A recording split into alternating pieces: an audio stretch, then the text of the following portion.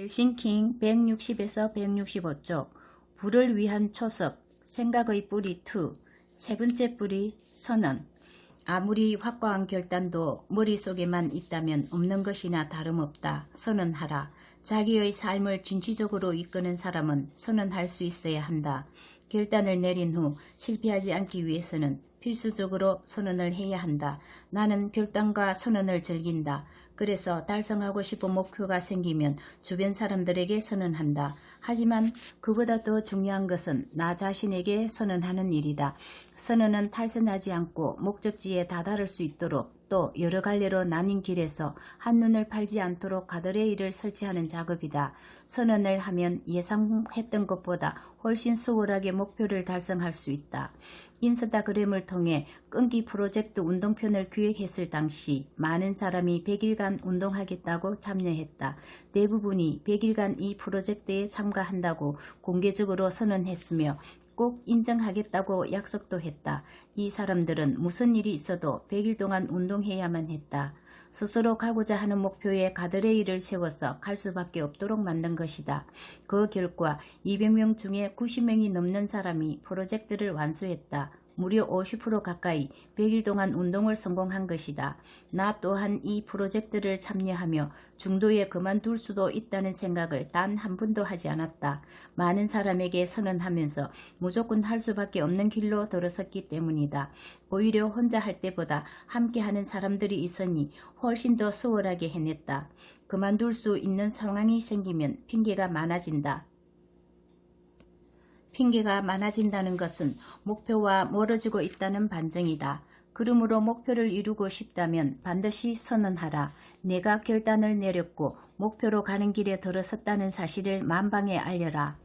만약 당신이 누군가에게 본보기가 되어야 하는 리더의 입장이라면 선언의 힘을 더 중요하게 생각해야 한다. 선언을 하지 않는 사람 중에 진정한 리더는 없다. 우리가 일상에서 흔히 볼 수 있는 두 가지 유형의 리더가 있는데 내가 함께 일하는 두 리더의 사례를 예로 들어보겠다. 유형 1. 리스크를 선택하지 않고 선언하지 않는 리더. 직장에서 정말 열심히 일하고 매사에 최선을 다하며 애사심도 깊은 리더다. 그러나 이 사람은 목표를 두고 언제까지 이것을 하겠다고 선언하지 않는다. 일할 때 최선을 다할 뿐이다. 유형 2. 리스크를 선택하고 선언하는 리더. 이 리더는 언제까지 얼마만큼 자기 분야의 일을 해낼 것인지 분명한 목표를 선언한다.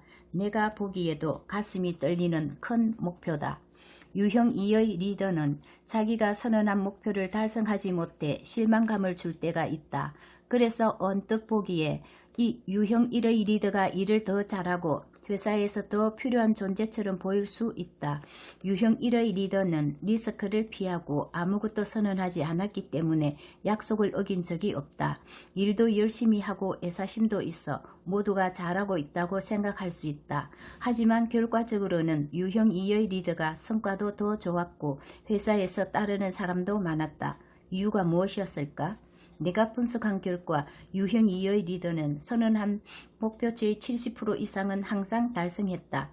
10개의 프로젝트를 2년간 진행하여 7개를 성공시키고 3개를 실패했다고 가정하면 실로 엄청난 성과다. 10개의 프로젝트 중 성공한 7개는 조직과 개인의 성과에 큰 영향을 끼쳤다. 그렇다면 실패한 프로젝트는 무의미했을까? 그렇지 않다. 유형 2의 리더가 실패한 3개의 프로젝트는 앞으로 그가 더 성장할 수 있는 밑거름이 되었다. 그러나 유형 1의 리더는 아무 선언도 하지 않아 실패하지는 않았지만 성장하지도 않았다. 인간은 성장할 때 행복감을 느낀다. 성장이 없는 삶은 지루하고 재미가 느껴지지도 않는다.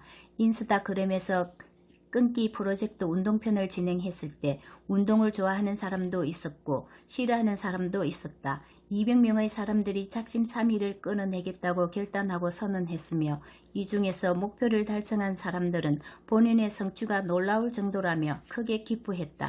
별다를 것 없었던 삶에 생기가 더해져 기쁨을 만끽하게 된 것이다. 몸이 달라진 것은 물론이고 다른 일도 할 수 있다는 자신감이 샘솟는다고 정언했는데 이는 모두 성장했기 때문이다. 간혹 선언하고 실패하면 자신의 위치가 난처해질까 두려워하는 사람들의 고민을 듣는다. 실제로 200명 중에 반 넘는 사람들이 프로젝트를 완수하지 못했다. 하지만 처음부터 아무것도 시도하지 않은 사람에 비하면 더 많은 운동을 했으며 배우고 성장했다. 작심 3일일지라도 3일마다 다시 작심하는 사람이 반드시 성공한다. 그러니 선언을 두려워하지 말자. 선언에는 목표를 향해 가드레일을 설치한다는 점 외에도 많은 장점이 있다. 내가 진정으로 아끼고 사랑하는 사람들에게 변하겠다고 말하는 것만으로도 구성원들은 무한한 신뢰를 느낀다. 조직에서는 어떤가? 우리 팀은 현상 유지를 하면서 다른 사람들에게 피해 주지 않을 정도만 일하자고 말하는 리더를 진정 따를 수 있는가? 정확히 일하는 퍼포먼스만 보여주면서 뭐든지 쉽게 가려고 하는 리더를 따를 수 있겠냐는 말이다. 선언은 포기의 순간에 내가 혼자가 아님을 깨우쳐주는 힘이다. 내가 결단하고 선언한 목표는 혼자만의 길이 아님을 알게 하는 경전이다. 그런 의미에서 당신에게 묻는다. 당신은 어떤 뜨거운 결단을 내렸는가? 누구에게 선언하고 신뢰를 얻고 싶은가? 100명 중에 반 넘는 사람들이 프로젝트를 완수하지 못했다. 하지만 처음부터 아무것도 시도하지 않은 사람에 비하면 더 많은 운동을 했으며 배우고 성장했다. 작심 3일일지라도 3일마다 다시 작심하는 사람이 반드시 성공한다. 그러니 선언을 두려워하지 말자. 선언에는 목표를 향해 가드레일을 설치한다는 점 외에도 많은 장점이 있다. 내가 진정으로 아끼고 사랑하는 사람들에게 변하겠다고 말하는 것만으로도 구성원들은 무한한 신뢰를 느낀다. 조직에서는 어떤가? 우리 팀은 현상 유지를 하면서 다른 사람들에게 피해 주지 않을 정도만 일하자고 말하는 리더를 진정 따를 수 있는가? 정확히 일하는 퍼포먼스만 보여주면서 뭐든지 쉽게 가려고 하는 리더를 따를 수 있겠냐는 말이다.